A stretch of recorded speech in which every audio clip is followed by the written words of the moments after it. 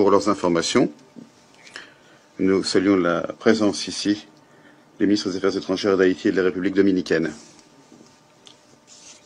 Les nouvelles selon lesquelles la situation à Port-au-Prince est en train de se stabiliser nous inspirent de l'espoir.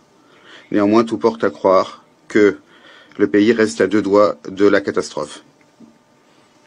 Il y a là-bas une véritable guerre des gangs qui, pour la population civile, entraîne des enlèvements, des pillages, des violences.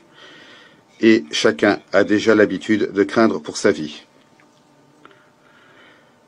Le résultat prévisible de cette situation, ce sont des manifestations provoquées par la décision du gouvernement de supprimer les subventions sur le carburant et les désordres à grande échelle qui accompagnent ce phénomène les appellent à la démission des dirigeants du pays. Nous entendons des déclarations sur lesquelles c'est la mafia et les oligarques locaux qui se trouvent derrière ces manifestations ainsi que leurs parrains. Mais les tentatives d'améliorer la situation et de faire baisser l'insatisfaction de la population sont clairement inadéquates. Nous avons affaire à la frustration de la société qui a perdu confiance dans les autorités. Nous n'avons cessé de dire qu'il était indispensable d'avoir un large dialogue politique et de lancer un processus d'élection et de réforme. Malheureusement, nous ne voyons aucune action cohérente et ciblée visant au retour d'Haïti sur la voie constitutionnelle et celle du développement. Nous sommes particulièrement déçus par le fait que les acteurs extérieurs qui disposent véritablement de levier du pouvoir à Port-au-Prince ne prennent pas de mesures visant véritablement à régler la crise dans le pays. En fait, ils ignorent ce qui se passe. Nous connaissons tous la difficile histoire d'Haïti, nous savons de quoi il s'agit. Les appels à se tenir aux côtés d'Haïti, lancés depuis la tribune de l'Assemblée générale, ne suffisent pas. Il faut faire des efforts pour que l'assassinat du président Moïse, il y a 14 mois, soit enfin élucidé. Et les coupables doivent être punis.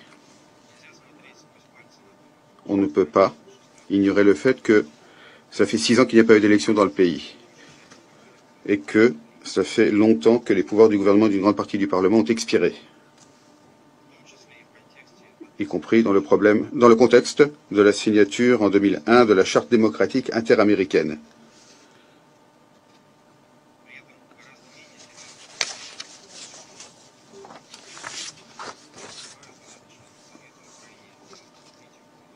Mais des problèmes bien moins graves dans d'autres régions suscitent les critiques et les menaces des membres du Conseil. Je crois que vous devez être honnête et soit appeler un chat, soit reconnaître que vous appliquez le 2 poids 2 mesures concernant différents pays à l'ordre du jour du Conseil.